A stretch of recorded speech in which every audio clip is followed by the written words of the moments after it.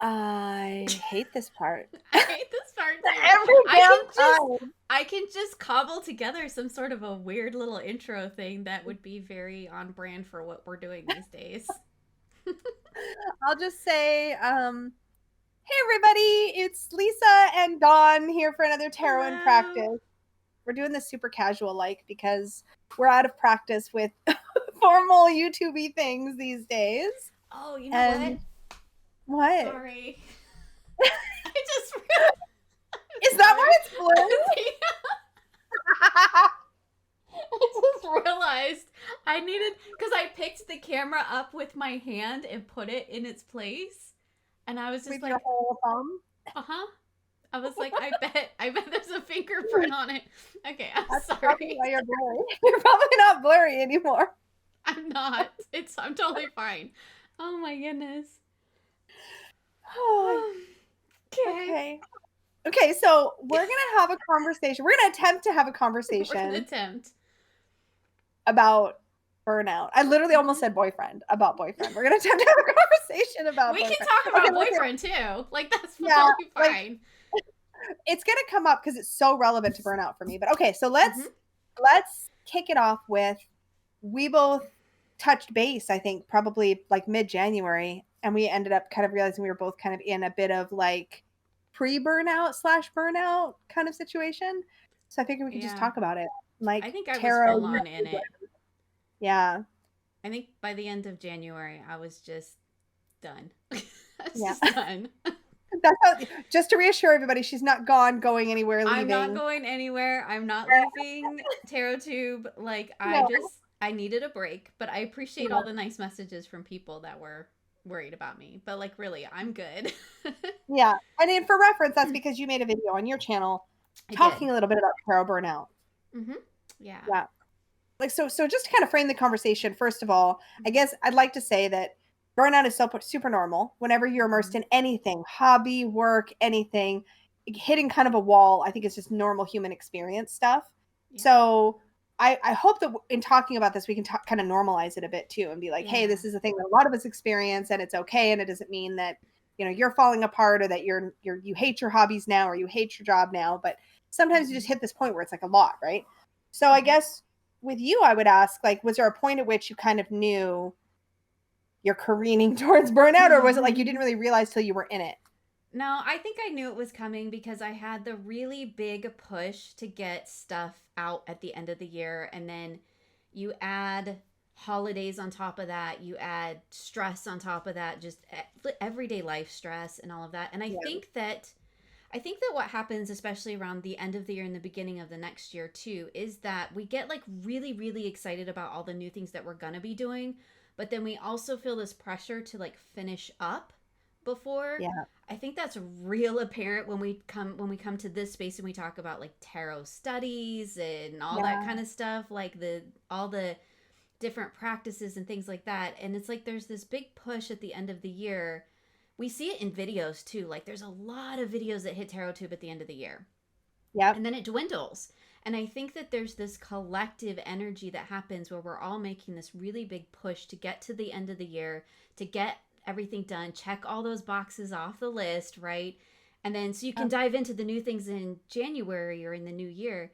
But I think what happens is by the time you hit January, you're so burnt out that like now you don't even have anything in reserve for all those things that you were excited for or are really still excited for, but you just like you got nothing, man. There's just nothing left to No get there. energy. I was just Yeah. thinking as you were talking too that like it seems to me like this part of the year is probably when it's the worst for people, specifically Mhm. because I think a lot of us we kind of truck along and we're doing whatever we're doing or we're working on whatever we're working on, whether it's personal study or projects or whatever. Mhm. And we've already got all this stuff on our plate and we're kind of managing okay. And then it's like, do you know that Monty Python scene? I keep referencing this lately in my personal life, but that wafer Mhm. thin mint scene. Mhm. Remember Mhm. that? Okay. Mhm. So it's like you're so full up already, you think you're fine. But then just one little thing adds on to it and and then that's when you realize just how much you have on your plate. Mhm. And I think for a lot of us it's the holidays that does that to us. It's the extra social stuff, it's the pressure, it's the just the busyness of that season even that just like Mhm. is that wafer thin mint for so many of us that tips us over the edge. just in general in life. Mm-hmm. And then what you said about like, especially if you like to journal or plan or anything, it's like there's this like sort of beautiful transition that happens between December and January for a lot of us where, like you said, we're wrapping up one set of like Mm-hmm. goals or Mm-hmm. practices around our practice, or even like the way that we interact with our decks or like our hobbies in general. And then we're getting ready to like, yeah, let's kick off some new stuff. And like Yeah. every year I feel like I set for myself these like big studies or practices that I want to do. And this year, it was like I had all that excitement going in. And then I think by like mid December, I was like, what am I doing? Like, I have way Mm-hmm. too much It's on the too go. much. I can't Yeah. add a big, hefty study to the list. Mm-hmm. But I think for me, I didn't recognize that I still feel like I probably didn't fully hit the wall. I think I was like this close to the wall. And I got there when I got sick I in was gonna say January. when you And got sick, I think that's when it hit you. that was when Yeah. it hit me Yeah. because now I couldn't do anything, and it interrupted all of that momentum that I had. That was the Mm-hmm. thing. I think I was running on empty, but I was running on fumes, and I didn't realize I was Mm-hmm. running on empty because I'm like, I'm Yeah. still going, like I'm I'm still still rolling down going. the hill. We're good. I got Yeah. momentum. And then all my momentum went away, and I realized there was nothing in the tank, and I'm like, uh Mm-hmm. oh, Yep. time to put something in the tank now. Time to put something Um, in. Yeah. and that's I think the reason burnout sneaks up on us is because of that momentum piece, right? Like as Mm-hmm. long as you've still got some sort of like, is there another word besides momentum, or am I just going to repeat myself a bunch? But like, you know what I mean? Like as long as you've got something that you've Yeah. been working on, you gained that energy towards, it's easy to not realize that you haven't been refilling yourself It's along the way. like the rock that's rolling down the hill and it's rolling down the hill of its own accord, but Yeah. you're in the way. Like it's you got to keep running, man, or that rock is just gonna like that big old boulder is just gonna run you over. So you keep running, and it becomes, I think, for a lot of us, especially for people who are like, I want to say high achievers. I don't know a better way to say that, but like it's like you feel like if you're not moving forward, you're not doing anything. It's almost like if you're not moving forward, you're moving backwards. Yeah. And like the lack of like tangible results of things, I think also is Mm-hmm. a thing where I get very hung up on if I don't see tangible results of something that I'm working on, Mm-hmm. it stops feeling like I'm doing anything at all, even though there's Mm-hmm. plenty of things happening. When I was like in the process of my deck creation, I had a really good workflow with Francesca. Like I would send her these detailed art descriptions and she would send me back sketches. And then I would look at the sketches and I would suggest changes and she would send me Mm-hmm. back revised sketches and then art pieces. And we had this like very specific workflow. But then when the art was finished effectively, I mean, we still had tweaks, Mm-hmm. but when it was mostly finished, it was like, that flow that like that was me running ahead of the boulder, like this is good, like there's this Mm-hmm. steady progress, it's reliable, I can have expectations around it. And then when that finished, it's like there's like 50 other things I need to do that I Mm-hmm. probably could have been working on the whole time, but I was just like, oh, that's fine, that's Mm-hmm. later. you know Yeah. and then Yeah. I get to that point and I'm like, oh crap, and now I've got no momentum, so I have to now figure out what that next piece is going to be. And then it Mm-hmm. was really overwhelming for a little while, right? Yeah. Yeah. Yeah. I think I got to that same point with a lot of different projects because I had too many things going on, and I would get to, like you said, I'd get to like a point where I'd put all of my focus into this one aspect of a project, and then when that was done, it was like, oh well, now what do I do? Like I know what I need to do, but it's like I need to start over again, and it gets, I have that really bad with deck creation because it's the art for me is one process, and I'm creating the art. I have an Oracle deck that's completely done art wise.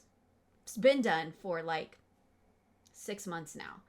I need to Yeah. move on to the dreaded guidebook phase, which I have notes on. And I've talked about many times how much I hate writing guidebooks. But, like, I've got the notes. I know what it needs to say, but I feel like I'm starting from scratch again. Like, this is a different Yeah. project now. Creating the guidebook is a different project than creating the deck. And I get Totally. very compartmentalized with my projects sometimes. And I think that's a thing. I think it happens with practice too. I do that I with do tarot that too. practice. Like if I Yeah. can't do all my practices, then then it's not any good to do any of them, right? You know, like if I have to pull Yeah. one piece out and I'm like, "Oh, I'm not going to do that anymore." It's like it's all a wash now. It's like a house of cards and everything builds on everything else. And so like when it comes to like tarot practices, what I find is that when I'm in a phase of like doing a lot of really involved stuff, like really deep studies and all this kind of thing, then I got this really beautiful tower of cards and it's great. But Mm-hmm. then if I'm suddenly not studying, or if I, like you said, I let one piece go, it feels like the whole thing kind of just collapses. Yeah. And it shouldn't. Like in Mm-hmm. theory, it's like keeping it simple or bringing it back to basics should be really grounding. But Mm-hmm. it's like, it's a twofold thing for me. I think I really function well with some kind of structure. So Mm-hmm. it really challenges or something to follow along with, or some kind of something to give me that impetus to just do a thing, if that makes sense. Mm-hmm. If the structure falls away, that's when I struggle. Like I'm at my best when I figured out the entire process of something and have a mental checklist for it, if that makes sense, because I can Mm-hmm. kind of rely on that process to sort of guide me when I'm floundering or if I'm not sure what I want to do next. Mm-hmm. I don't know. I think that's That why makes that, like, sense. with the deck creation, it's all new. Like I'm figuring Mm-hmm. out the processes as I go now. Whereas maybe Mm-hmm. next time it won't feel like that because I'll know like what the steps are and like what to do next. But with tarot practice, I think we kind of I at least battle between wanting stability and wanting something that feels really grounding and um, ritualized, and wanting to keep it fresh so it doesn't Mm-hmm. become too mundane.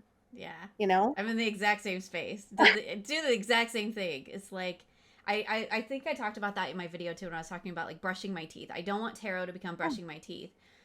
But there is some aspect. Then Krista made a video about a different aspect of that, which also made sense to me because I'm like, okay, but yeah, sometimes I actually do need it to be brushing my teeth. So then it becomes a point of figuring out, is this a toothbrushing moment or not? And my analogies are really weird, but like, I totally follow. is it a thing that I need to keep habitual and ritualized, or is this a thing that I can like be like, yeah, I'm over that now, and throw it out the window? Yeah. And there's I think there's different varying degrees of what I do and how I do it as to how important it is, whether taking that piece of the puzzle out will take down my whole house of cards, right? It's like, did I Yeah. pull from the bottom or did I take from the top? It's like Jenga. Let's just throw all the analogies out there, right? Geez.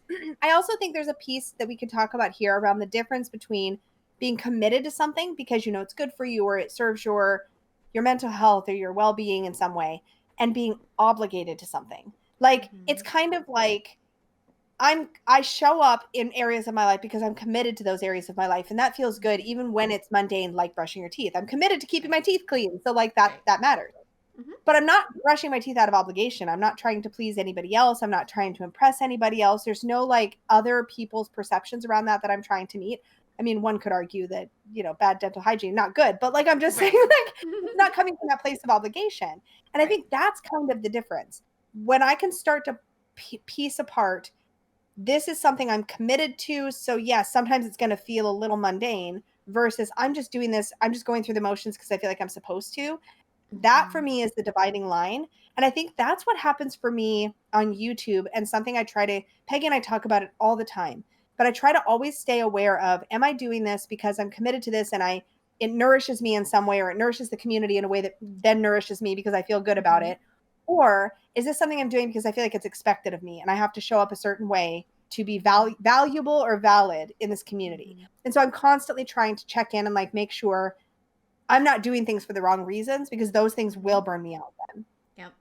I do you the know? exact same thing. I've been in the whole cycle of that, of trying to figure out like the things that I'm doing. It's am I doing it for the right reasons? Am I coming at it from the right frame of mind?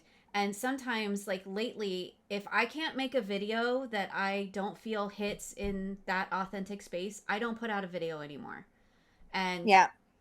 I used to, though, because I felt there was a commitment. I was committed, and I'm still committed to my YouTube channel.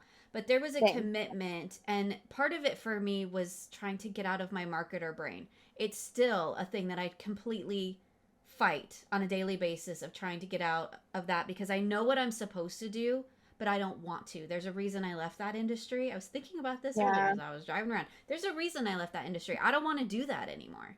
So why am Yeah. I doing that to myself, right? Yeah. But yeah, Yeah. Why box? yeah. So it's just I've gotten to the point now, and which, from the professional side of things, you're not supposed to do that. It's terrible. YouTube will slap you across the wrist if you get off your publishing schedule, because it's a whole Yeah. thing. But that's not why I'm here, right? Yeah. I'm not here Yeah. to please YouTube. No, that's So, the thing. I yeah. think it's like reminding myself, like the conversation Peggy and I had in like late January when I was like, wow, I'm really out of whack here. Like something's out of balance because getting sick was something I couldn't control, and that's fine. And not being able to get things done was fine.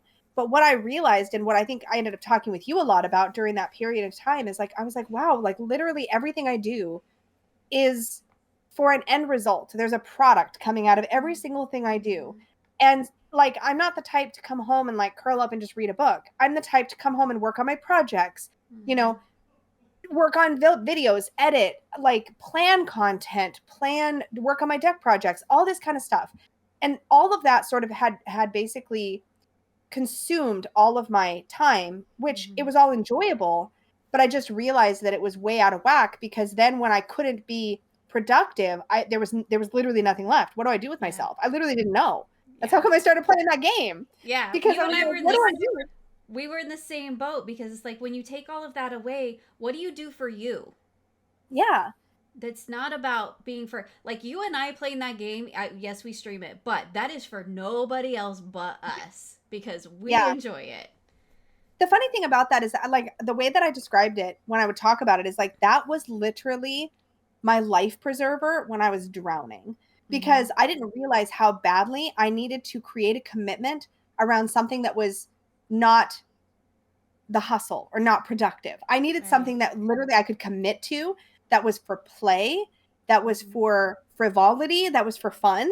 And Mm-hmm. I never want to misspeak because I love all the other stuff I do. Yeah. It Yeah. is fun. It is Mm-hmm. rewarding. It all nourishes me, but it's not I can't have all my nourishment be the word I want to use. It's going to sound bad, but like I can't have everything I do for enjoyment be for the pleasure and consumption of others. This sounds so weird because I know that we're No, streaming the game, but like I get it, because everything we do in tarot tube space is yeah. enjoyable, but it's a lot of freaking work. It's a lot of work, and Hmm. it's very exhausting. It's very taxing. And you can have things that you enjoy that take a lot of effort and a lot Yeah. of, you know, stamina to keep up that pace. And the difference between the game is that it's no work, it's no effort, right? We show up and we goof around, and Yeah. it's a different kind of enjoyment is really what it is. It's a different kind of enjoyment. I think for me, it's the difference between enjoyment that is in service of others Mm-hmm. and enjoyment that is in service of self, Mm-hmm. right? And I think that's part of it because everything I do for Tarot Tube, even like I would argue that deck creation is self-indulgent to a degree for sure. But Mm-hmm. it's also something that you want to be of use or of service to others. So that you're never like at least I'm not ever when I'm creating content, when I'm making videos, when I'm deciding what to put out as a video, I always want it to be useful or Mm-hmm. helpful or in some way of service to others. And the Right. same thing is true when you're making a deck. Like you're not making it if you were making it just for yourself, you would literally just print it and make playing cards, use it for yourself Right. and be done. But the Mm-hmm. reason we share it is because we want it to also resonate or be of service to others. Mm-hmm. And it's the same thing for writing. Anything you're creating for other consumption is always in service of others, and that Mm-hmm. feels great. But what I realized is Yeah. there was literally no balance between the things that I did in service of others and stuff that was solely like self-serving. You know Right. what I mean? Yeah. Yeah. Yeah. And I Totally. needed that so bad, and I needed it to be a thing that I was committed to in the sense that like this is the thing I'm going to show up for because it's Mm-hmm. so healthy and it's so Mm-hmm. like and it literally immediately made me feel like I had a life again, which Mm-hmm. sounds so dramatic. I feel like I'm saying it so dramatic because I definitely No, felt like I had a life and I I'm enjoying I everything. yeah. I mean, I totally get it. It was we were selfish for 5 minutes, and that's allowed. I feel Yeah, like you're not supposed to be selfish and blah blah blah, but okay, there's selfish and then there's like self-care, and for yeah, us that game is self-care. 100%. It just is, because it allows us to step away from everything else. And we're talking about a game, but it could apply to anything, like Yeah, anything that brings you that kind of joy. It could be tarot too, because for a lot of people yeah, they're still in that space of tarot is very much in that space of play and joy and exploration and all of that. um So like we're saying game, but like apply that to whatever applies to your life. That's just where it is for us. Yep. It's a thing Yeah. we get to do for us that really serves no purpose other than to bring us joy. That's really all Yeah. it is. 100%. And I was thinking about this too. There is actually some tarot stuff that I'm getting that from right now. One of them is your fellowship because it's guided. So I Mm-hmm. get to do this thing. If you don't know, Dawn Michelle and her membership you have a guided fellowship called the fellowship, I think, right? It's But called the it's fellowship, like yeah. a narrative, it's like a narrative tarot journey. It is There's a tarot narrative tarot spreads. journey, yeah. It's guided. We get to use dice if you want. You can skip them if you Mm-hmm. don't want. It's like just Mm-hmm. this really fun, playful approach to tarot, but all the substance is still there. It's no different to me than a tarot challenge or something. It's just themed. Mm-hmm. But that has been my grounding element as far as the, for me, tarot practice in general. But then I also did that thing, and this was just a happy accident where I filmed, like I did my year ahead in those envelopes or whatever. Mm-hmm. I Which was is so cool, inspired by yeah. April over at Tarot and Witchery to try the envelope reading, which by the way, y'all have been really sweet, but like truly, I got that idea from that video. So I'll try to remember Mm-hmm. to also link it down below again. But um, that turned out to be a total blessing because I had already pulled all the cards for all my months. And then when I had a burst of energy right before I got sick, or right after, I think, Mm-hmm. I also did envelopes for all the full moons. Mm-hmm. So now when it's time to do my monthly reading or my full moon reading, I literally just get to sit down and open an envelope. And that ended up being the perfect thing for That's so like cool, having yeah.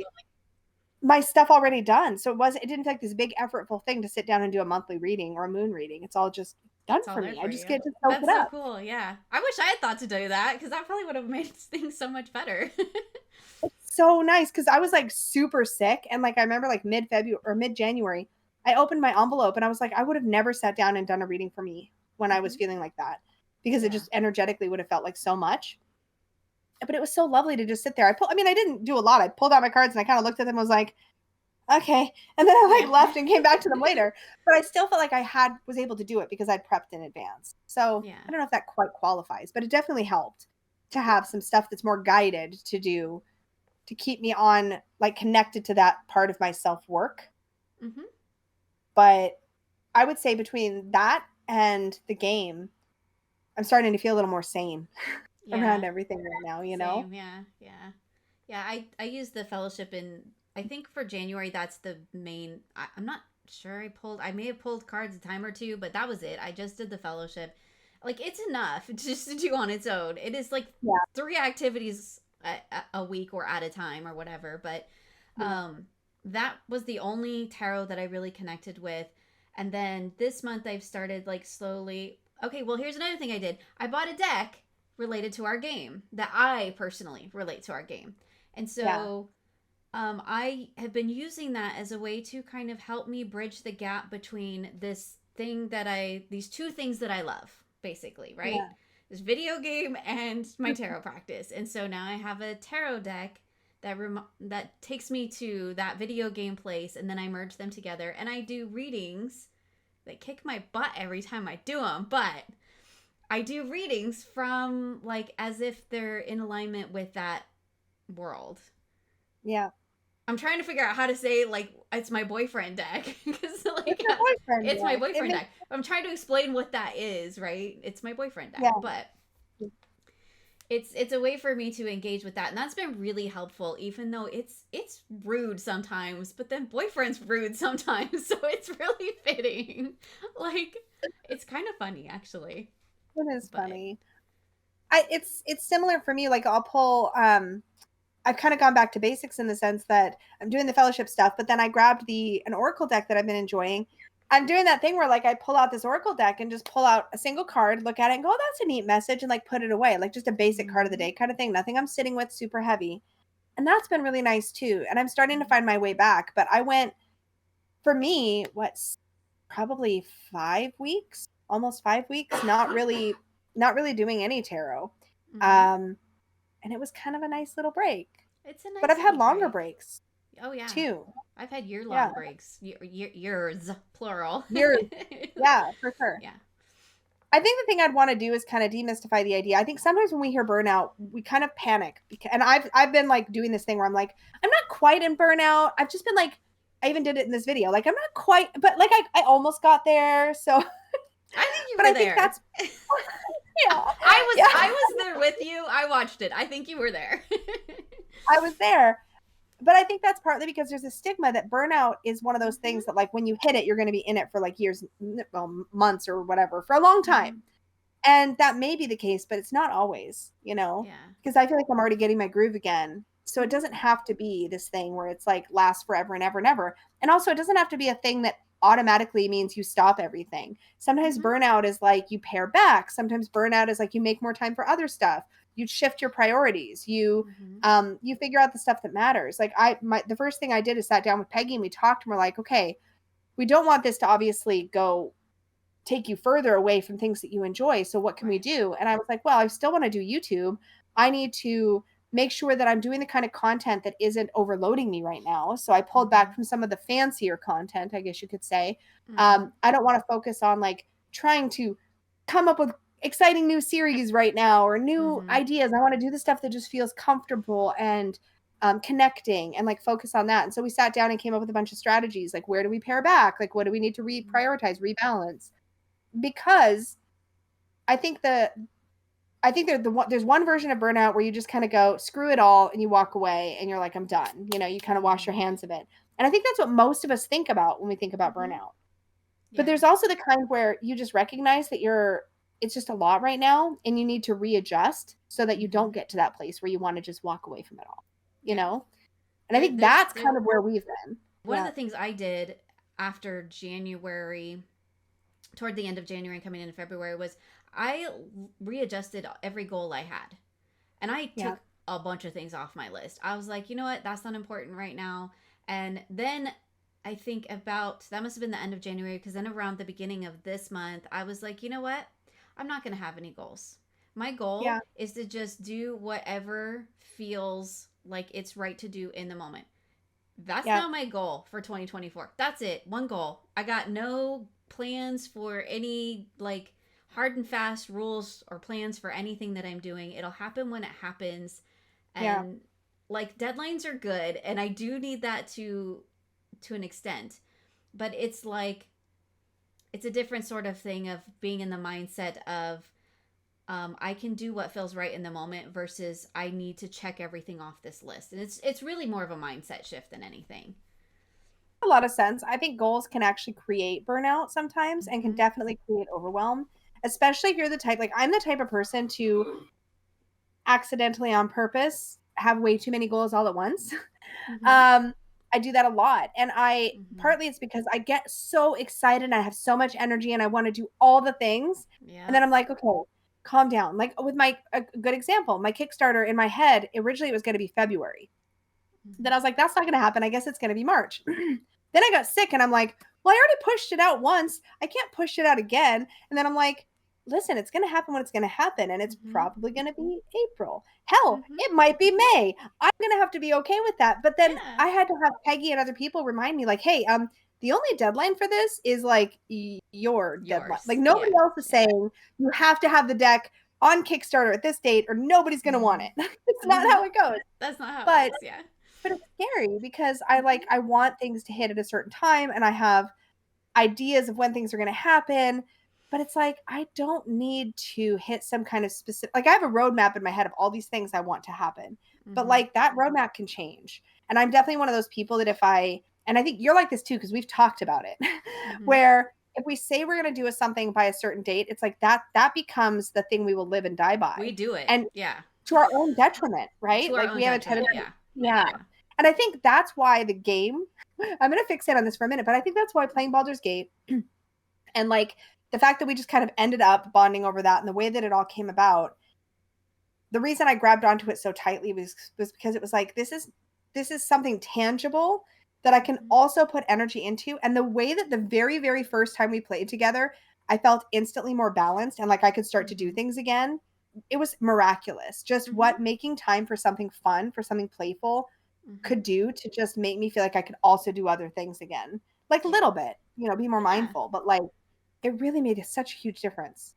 Yeah. It did for me too. It was just again, I think it was kind of just this sort of mindset energetic shift where for the first time in, I don't know, months, maybe years now, I stopped thinking about what I'm doing for everyone else. And Yes. here's the thing. So our whole game is fixating on boyfriend and what we can do for him, right? I know, I But know. that's the thing, right? We take all of that energy, I think, that we always put into all these other things, and now we're just dumping it all on this little pixel person. Totally are. That's That's totally what we're It's doing. totally what we're doing. But it's Wow. something that we enjoy because he's not real. There's no expectation on his end. Yeah. So he just has to do whatever we tell him to, and that's Yeah. fantastic. And there's so much Totally. freedom in that, and I think that's really, when you dig down beneath the whole game thing, I think that's a lot of what it is too. Yeah. We get to Yeah. expend a lot of the same things, but there's no expectation on us.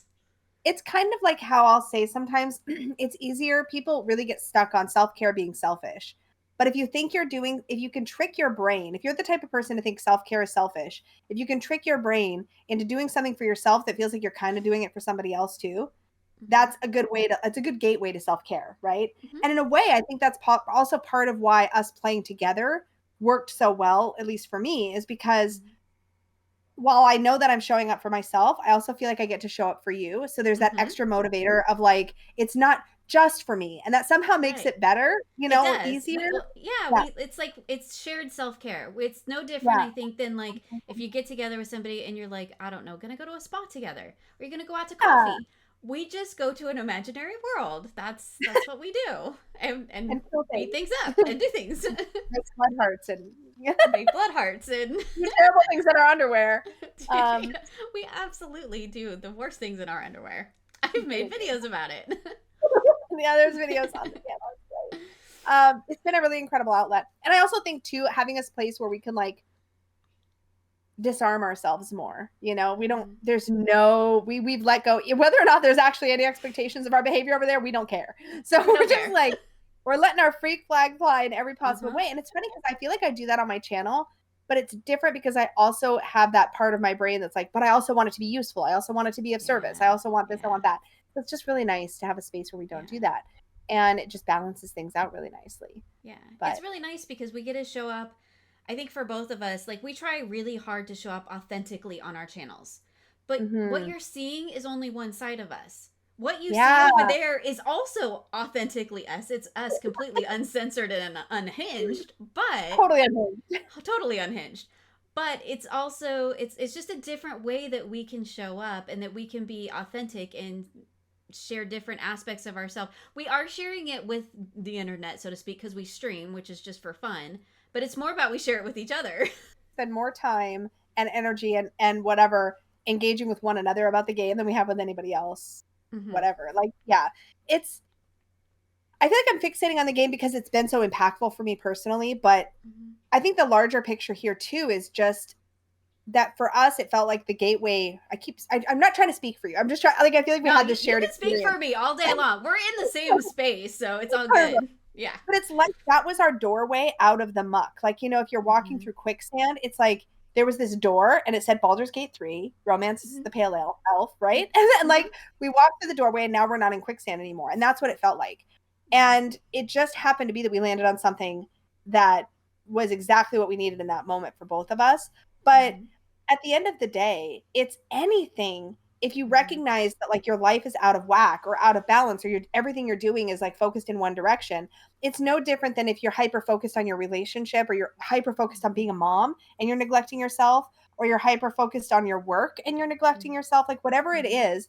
I think it's just for a lot of my experiences with burnout or near burnout, it's always been the same. I am so full of one thing and there's just Mm-hmm. missing balance. There's not a counterweight to all of that to keep me from sort of just sinking deeper and deeper into it. Mm-hmm. And that's definitely, I feel like, what brings me out of that space. Because a couple weeks into just taking off all the expectations, I felt like I joyfully wanted to pull cards again. I joyfully wanted to do Mm-hmm. this again. And Yeah. there's been other times I've been in burnout where that process has taken like 12 times as long, Right. or Yeah. more.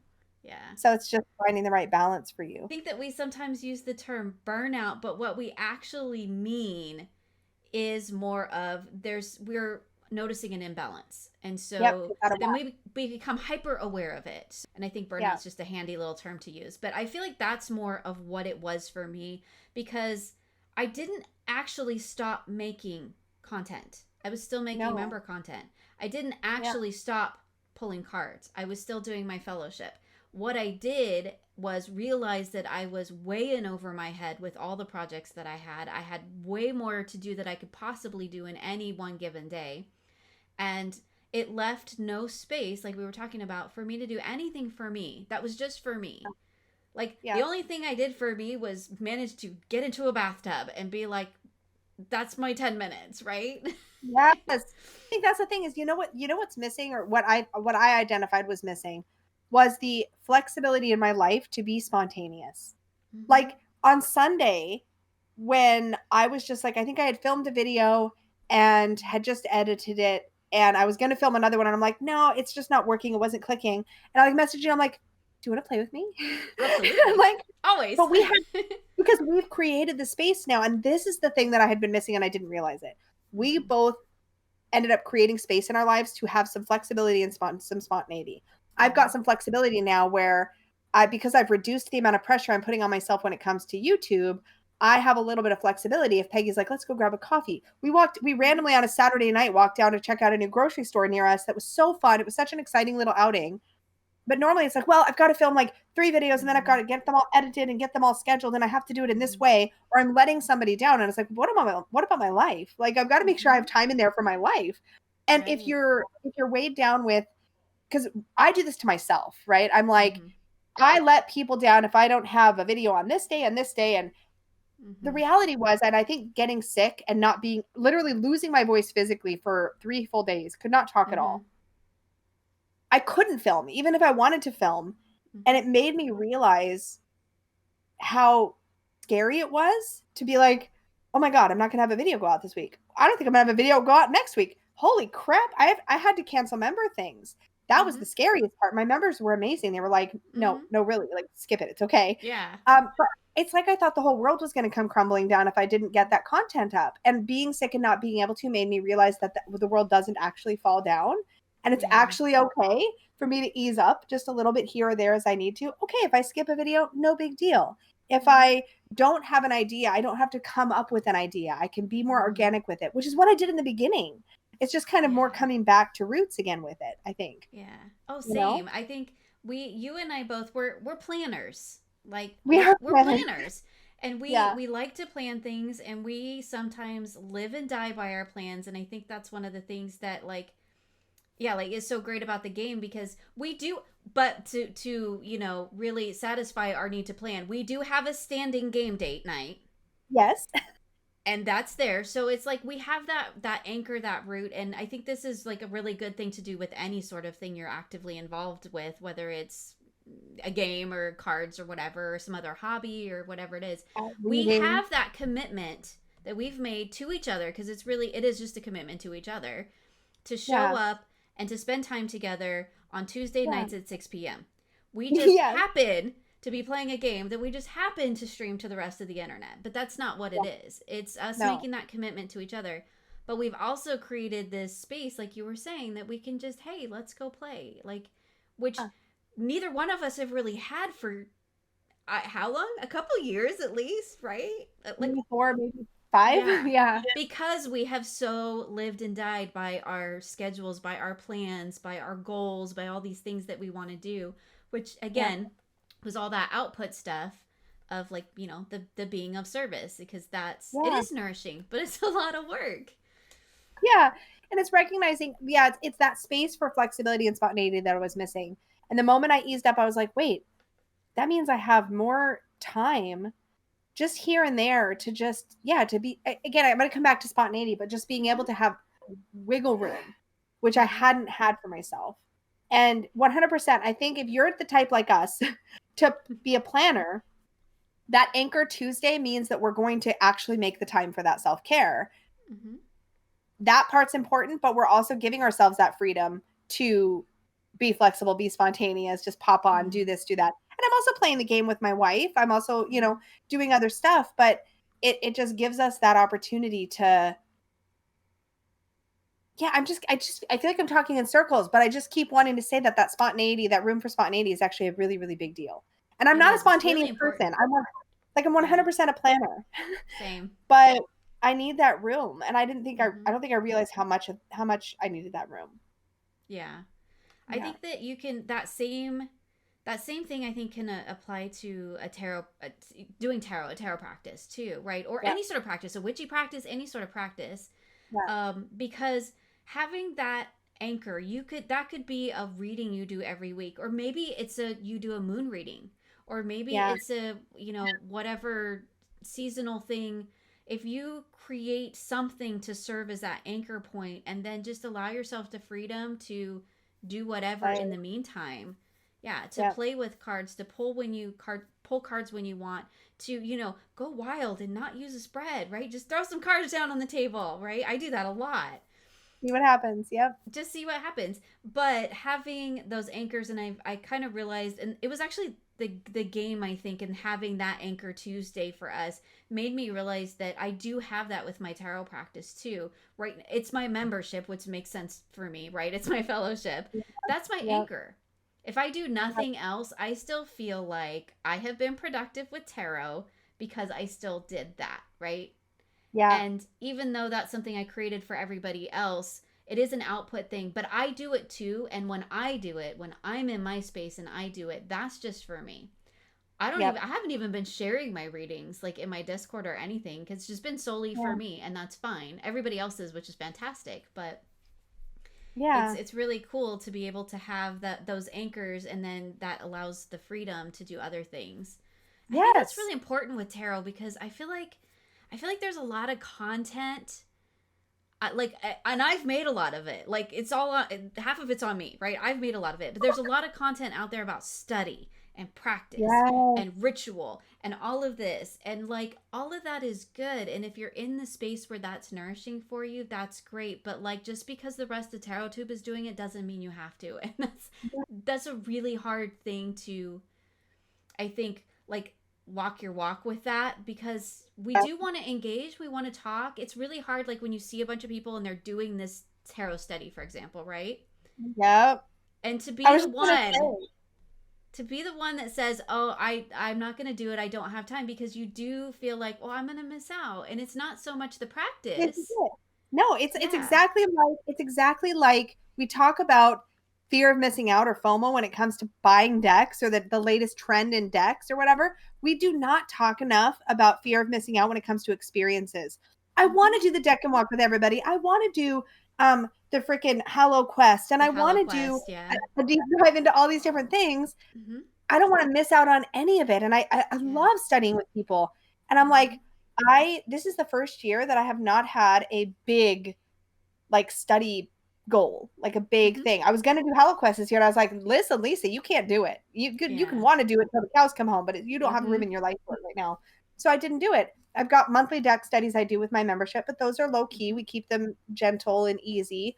Mhm. So it's like that's fine, but I can't do these big in-depth things right now. I just don't have the Mhm. bandwidth for it. And I think that whole concept of fear of missing out on something a group is doing, it can make you feel like you're not walking your talk, like you're not doing enough. Mhm. And Yeah. that's where I think this sort of like it kind of becomes this multi-layered thing of like imposter syndrome versus just having fun versus are you doing it for you or are you doing it because you think you're supposed to? And like Mhm. that's where it's important to pare back and go, okay, wait, as much as I want to do this, it doesn't fit into my life right now.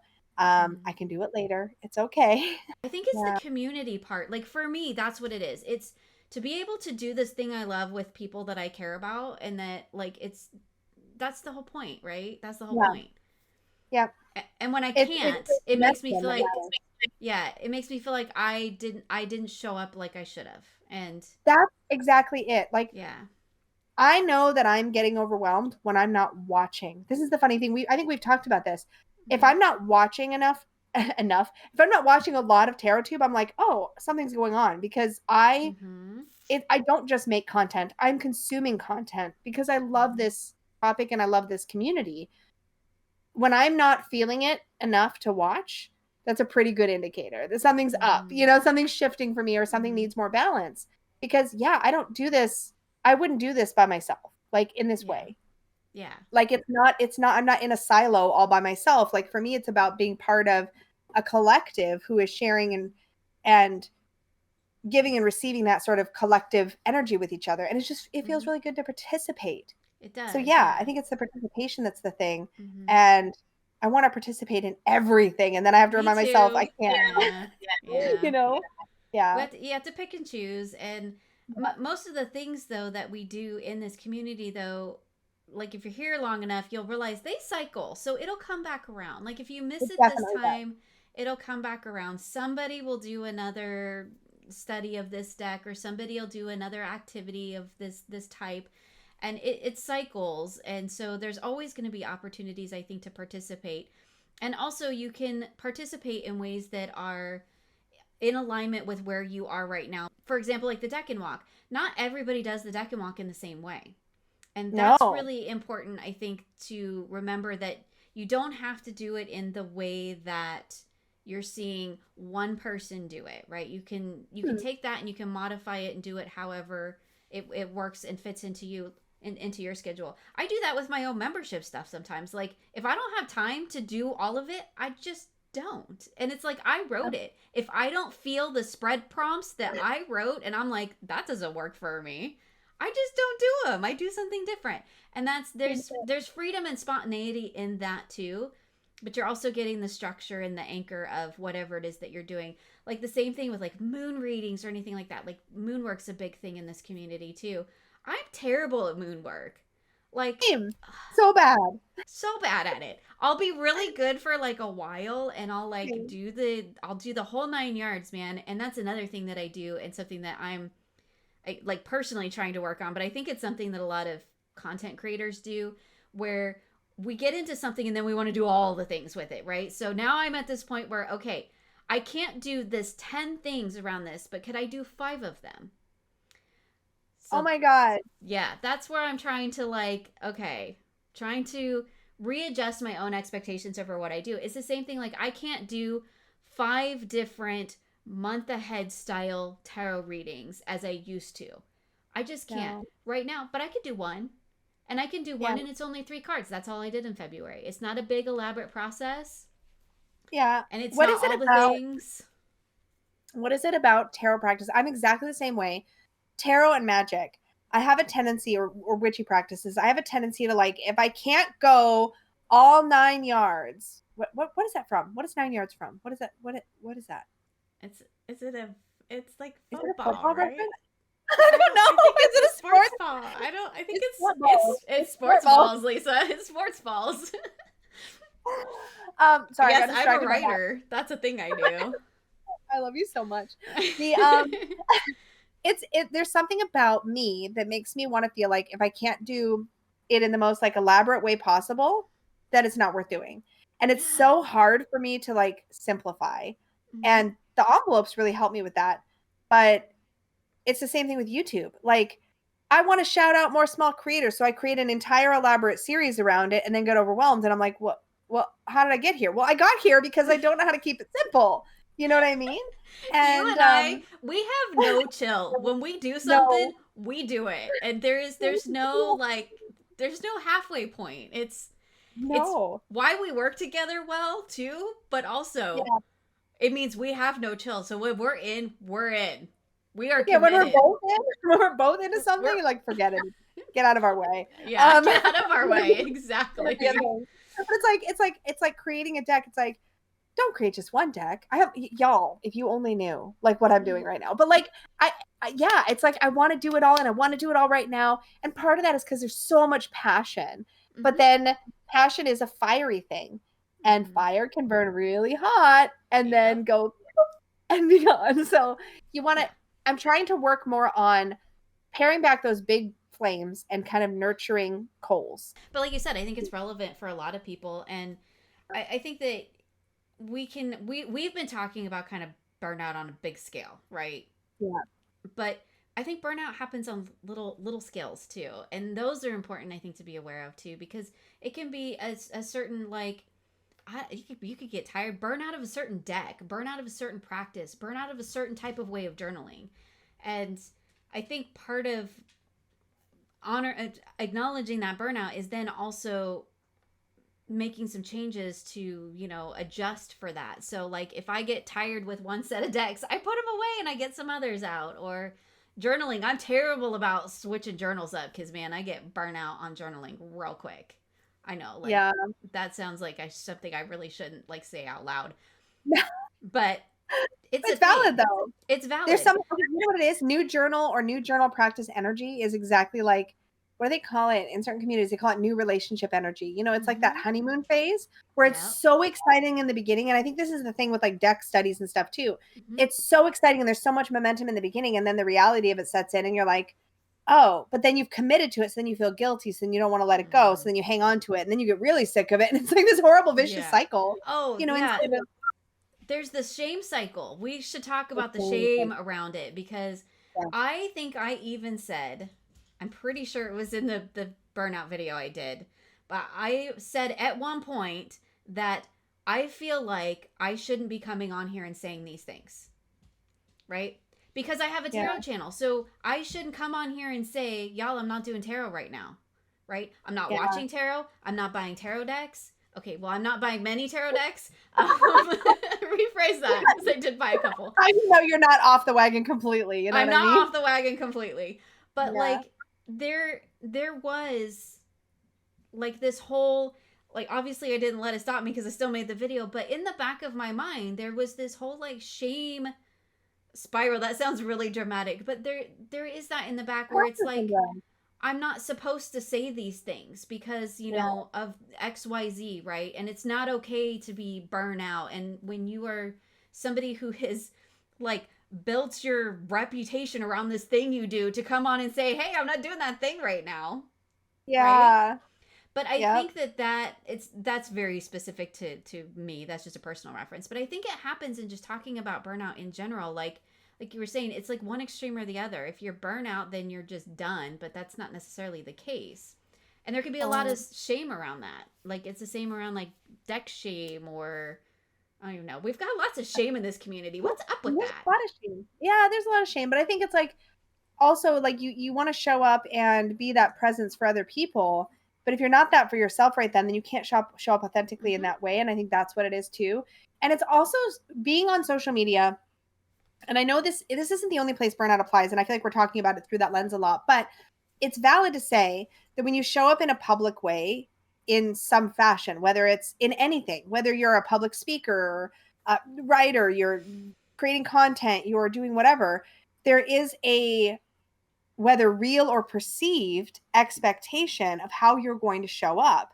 And so you feel like you're letting people down if you don't show up as that 100% of the time, instead Mm-hmm. of realizing that like some people, and hopefully some of you watching this will feel validated in that we're not 100% tarot's amazing every second of every day. We have our moments where we're like Mm-hmm. not feeling it, or it doesn't feel real, or it doesn't feel like it's nourishing, and then you Mm-hmm. change things up or you take a break, and that's okay. And I see some people in my Facebook group sometimes bring it up like, I'm just not feeling tarot right now and I'm freaking out. Like I've got all these decks. Does this mean I'm never going to like tarot again? Mm-hmm. And I feel like having gone through these cycles for like my entire adult life, I can Mm-hmm. very confidently say cycling is normal and Mm-hmm. breaks are normal, and not feeling it as And much as you did is healthy. normal. Yeah, very Taking a healthy. break is healthy, actually. One of the things that I noticed a lot happen in the comments of the video that I made was people talking about how um, constant self evaluation, constantly trying to poke at the shadow, constantly trying to figure out your baggage all the time. That's not healthy. It's really No, not. And if that's no. all you're using tarot for and you're doing that day in and day out, eventually you're gonna get full up. I keep saying like in like member space and stuff like I'm sick of hearing my own voice, man. I'm sick of hearing me talk about tarot, right? Yeah, Because I feel like I'm cycling, I'm saying the same things over and over again. And that's kind of part of that burnout energy, but what I really mean is I need a break from the constant self-reflection. yeah, So like I've been doing different things with my cards. Having boyfriend deck, that's a great example because I don't use that. Well, it's mean sometimes and it does do self-reflection. But Yeah, that's it's not kind the of pokey. intention. It's kind of Yeah, pokey. it is Why a is little boyfriend pokey. gotta be pokey, man? Um, but it's a great example of like me playing with tarot because I'm not actively trying to do deep introspective work with that deck. It Yeah, happens naturally sometimes, which is great. But yeah. rather than trying to continually force it day in and day out, that's not healthy. That's Yeah, I like it's like you're weighing yourself down. It's no different than one thing that's really common is if you discover a dysfunctional cycle, like say in your childhood, it can be very validating initially to just watch or read or take in all this information and all these like validating stories and experiences of people who've experienced something similar to you. That's a very validating healing experience, but it becomes almost like it does the opposite if you stay in that space too long. It's mm-hmm, like you're just wallowing in it at that point. You're not mm-hmm, actually moving forward or focusing on good things. You're just wallowing in all this negative stuff from your past, but you're not mm-hmm, transforming that into steps forward for the future. And I've been in that space. I know what that looks like and what that feels like. And I think with mm-hmm, tarot, like what you're saying, it's the same thing. We can become reliant on the constant probing, and I feel like tarot, at least for me, when it comes to the personal development or personal growth side of tarot, is like a two-phase process. Phase one is sort of identifying and like reflecting and learning. But then phase two is like taking that information and doing something doing with it. something. And if you're Yeah. constantly taking in new information, you're not giving yourself space to go do something with it and Mm-hmm, actually implement it in your life in a positive way. So mm-hmm, I do think you need those spaces, the breathing room to digest, process, allow things to come through, and then to actually put them into practice, you know? right. Do something with it. Yeah. And also just reflect on the fact of like, is this a useful practice? What Mm-hmm, I find really I've noticed my own personal cycle is that my go-to tarot practice or card pulling practice changes in a big way every year and a half to 2 years. There's some mm-hmm, sort of big shift. So whether like what I was doing daily pulls for a long time, then I switched to a 3 card pull most days of the week. Then I switched to like a big spread once a week. Now I'm doing the fellowship is like my main anchor right now, and that's the mm-hmm, thing that's kind of keeping me grounded. And it doesn't feel like it always probes too deep, but the ability for it to do that is there. mm-hmm. And I feel like if your practices aren't changing ever, then there's a chance that there's a point at which they're not hitting where they need to hit if they Yeah. never change. Does that make sense? I don't mean to judge or Yeah. say that Yeah. that Yeah. it No. has to, but that's been Yeah. my experience is that it I, needs to shift I've sometimes. had similar experience too. I have that same experience, and I'm going through that right now with the types of decks I'm using. So Interesting. I've been looking at my deck collection because, like, I've got a lot of stuff around me, and in the back of my brain, I keep thinking maybe it's time to do like a deck collection series again so that I can go through because I know you mentioned it too. Are we in each other's heads right now? Okay, I cool. know. It's we just read each other's minds. It's just a thing now Yeah. that we do. Um I've been looking around and I'm like, I think it's time for me to do a deck collection series because it helps me to process it because I'm a what do we call it? We're verbal processors. Yes. So when we make I'm talking now I'm going to speak for both of us. Do it. When Yes. we make a Yes. video, we're also a lot of times we're verbally processing. You see it happen in Yes. walkthroughs.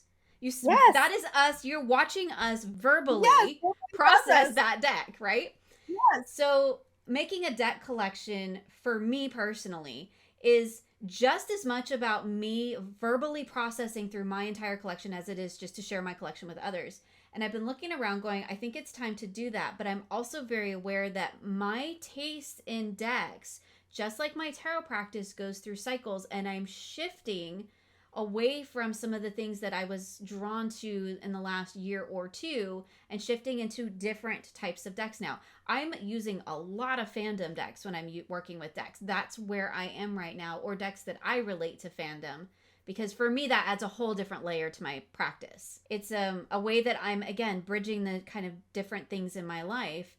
And I've noticed that that cycle happens not just with practice, but with the decks I'm using and the different ways that I engage with the other things that relate to practice for me. So, like Yes. things that aren't necessarily tarot, right? Like journaling or specific sort of rituals, for lack of a better word. Like Yeah. those things change and they cycle, and because I'm not the same person I was a year ago. Yeah. None of us are, right? Yeah. So I think it's natural for that, for that, all those cycles to happen with not just practice, but decks and the things that we do around that and the way that we engage with it. And I think that's natural, and I think it's healthy. I think so too. I Yeah. think I was really craving that deck collection series for the same reason. I want to reflect on what I have, like kind of remind myself what my relationship is with that right now, because it does shift and change over time. Mm-hmm. I also find that I've learned, like, one of the things that is an anchor for me is I do member readings for my magical unicorns and up Mm-hmm. in my membership. And it's like this like epic stream where I do like, 50, It's the 60 readings in a day. it's so It's fun. so awesome. It's so fun. Although sometimes we chat gets really disruptive, I but love the side conversations we have on reading day, but I get to hang out with my members for like basically the entire day and read tarot. And that's my anchor to reading for others. I would be so lost without that, because that I enjoy, it's such a different experience for me reading for myself and doing my own mm-hmm. personal practices versus reading for others. It's kind of wildly different in a way, and it gets me into a totally different space. And so my decks, I look at them through those two different lenses. Like, does Mm-hmm. this serve both of those things, only one of those things, and how does that change? And I find that I ultimately, I don't know what I was trying to get at with that. I guess I was just going to say that with reviewing my collection, it's like there's this opportunity to check in and be like, where is this fitting? And letting me, like you said, Mm-hmm. verbally process, like, where am I at? Because it's going to shift. I've been hesitating a little bit because I'm like, am I in one of those moods where I'm going to just want to declutter like half of it? And like, Mm-hmm. but that's what purgatory drawer is for. And it's fine That's if what I'm feeling that. purgatory is for. Yes, I have And a also, huge bin in my closet full of decks that are in purgatory. They're not going anywhere. I just don't want to look at them yeah. right now. And I think this is the thing with I've learned too, is that I kind of hate the process of rehoming decks. I was just talking to a friend about this Mm, last week. It's so tedious, and I'm like, okay, you know what? I'm just gonna put them away for a while until I have this yeah, mental bandwidth to manage rehoming. yeah. Um, so I don't. So my stuff, when I do put it in purgatory, it pretty much sits there for like minimum 6 months usually nowadays. Mm-hmm. So like, Yeah. I don't need to be afraid of decluttering now that I know that that's my process. It's like, no, that's okay. I It can can let just things go just away kind for of a sit. while. Yeah. Yeah, it can go away. And I think I'm gonna do I think if I do a deck collection, which I'm probably going to coming up here, I think I'm going to it's gonna be a chaotic. Mm-hmm. It's gonna be like just pulling stuff, Mm-hmm. and that's it. I've tried to organize it in the past. Expect no organization. This is the pile we're looking at today. Mm-hmm. Let me talk about it. But I love those. I think it's a great way to check in with what you have and remind Yeah. yourself of your relationship. But yeah. And I try to kind of approach my practices the same way now. All of my Yeah. practices, except for like two, are in purgatory right now. That's what's happened. That. They're hanging out in purgatory, and I will, that's a terrible word for it, but I will get around to them, and I will probably pull them out of purgatory, and I'll evaluate how I used to do them, and does that sit in alignment with how I want to do them now. And I Yeah. think it's important to note that, like, when we talk about purgatory with decks, like, you can do that metaphorically too, right? Yeah. Yeah, big wake up calls for us, I feel like, in the last like couple months. And I think Yeah. it's an important conversation. And I hope we all keep talking about it, Yeah. because demystifying it and maybe breaking down and taking away some of that shame for it, or Mm-hmm. the all or nothing approach, or thinking that being burnt out means you have to like bail on everything. I think it's good to Yeah. just show different ways of showing up in that space and moving through it instead of letting it just sort of freeze you up, Yeah, you know? that's a great way to sum it up, because that's, I think that is what we're going to cycle back to the game. That's what the game did for us. It allowed us to move through those other things. Yep. And I think that's Yep. a great, cuz I think we're, either one of us, we were kind of at the point where we might have just dropped something. We might have just stopped because we were kind Yep. of edging to that point. Not necessarily like drop YouTube, but like drop something big, right? Because Yeah. we needed something to happen. Something had to give. I think that's the Yeah. thing. Something had to give. And I think that's what I mean when I say near burnout, because for me, Mm-hmm. I had that idea that burnout meant I was dropping something big. Mm-hmm. So I wasn't in burnout if I hadn't dropped something big yet. But the thing is, I've always wanted to avoid that. And one thing Mm-hmm. I've got to say is that Peggy checks in with me all the time. Like, how are you doing? How's your workload? Are you good? Like, where can we rebalance things, check, and we change things about our home routines too to create more space and just kind of check in with each other on that, because she knows how important it is to me to not hit a wall where I have to like give up something big. I don't want to be in that space. So I want to be more kind of proactive, reactive, proactive. Yeah.